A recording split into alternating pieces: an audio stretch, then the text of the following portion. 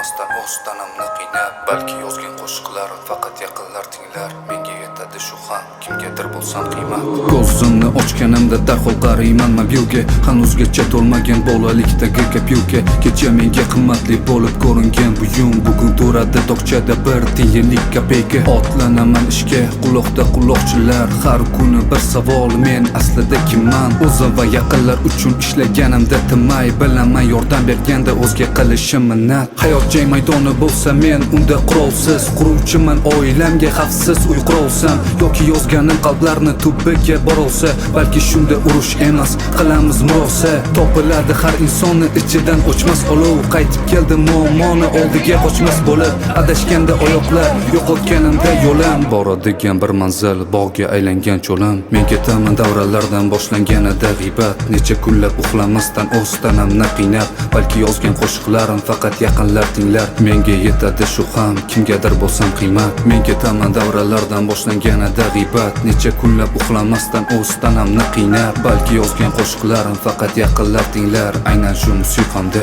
so'zlarim oddiy emas, faqat oyna qarshisida qurol ushlaydi qo'lim, xuddi ichimdagi nur borayotgandek so'nib kelardi bir ovoz. Dunyo shunaqa ko'nik, tinglab shu ovozni bo'ldim necha yil o'lik. Eng og'ir jang har doim qarshi bo'lar nafsimga, qo'limda qilich qalqon, u esa afsungar. Bu muammo emas, kelib ketuvchi tunga, kurashaman bu safar qolguncha nafas so'nggi. Shunchaki xayolot emas inson taqdiri, balki keraksiz ishlarga doim ketib qoladi chalg'ib. Aytaman agarda meni jam tinglasa har kim, bu so'zlarim yuragimdan yuzaga chiqqan qalqib.